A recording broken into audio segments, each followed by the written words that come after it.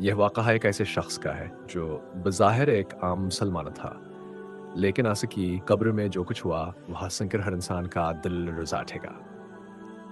वाक़या का आगाज़ यह वाक़या पाकिस्तान के एक छोटे से गाँव में पेश आया। इस गाँव में एक मामूली शख्स रहा करता जिसका नाम अब्दुल करीम था। वह बज़ाहिर नेक, नमाज़ी, रोज़ेदारा और बाजमात नमाज़ पढ़ने वाला शख्स था।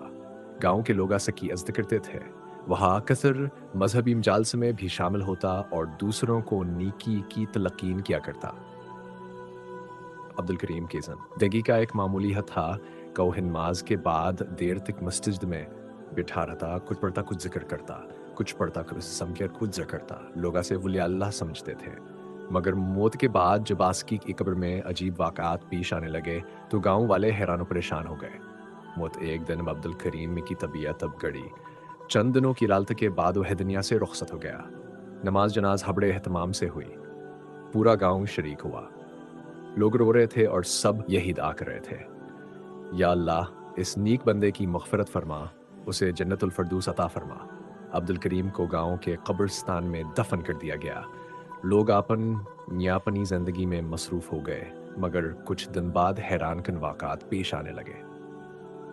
कब्र से आवाज़ें और अजीब मनाज़िर। दफ़न के तीसरे दिन रात के वक़्त कब्रिस्तान के करीब रहने वाले अफ़राद ने बताया कि अब्दुल करीम की कब्र से अजीब आवाज़ें आती हैं।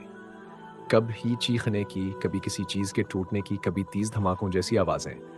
कुछ लोगों ने दावा किया कि उन्होंने कब्र से धुआँ निकलते देखा। कुछ ने कहा कि कब्र पर सांप जैसे जानवरों की मौजूदगी देखी गई। ये सब सुनकर गाँव वाले सख्त हैरत और खौफ में मुब्तला हो गए।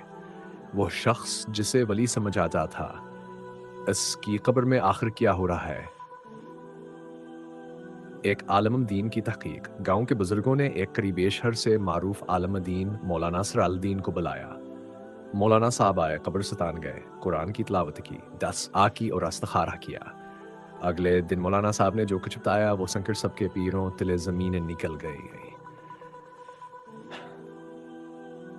ये शख्स दुनिया में बज़ाहिर नेक नज़र आता था, लेकिन उसका दिल सयाह था।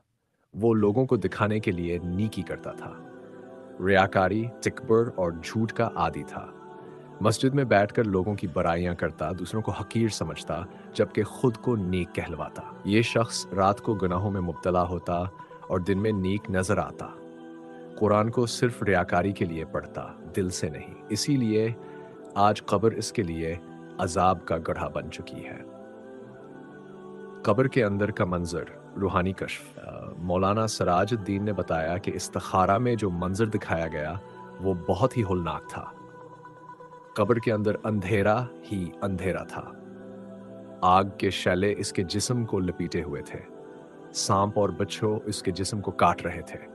इसकी रूह चीख चीख कर कह रही थी, या अल्लाह, मुझे दुनिया में वापस भेज दे, मैं सच्ची तौबा कर लूंगा।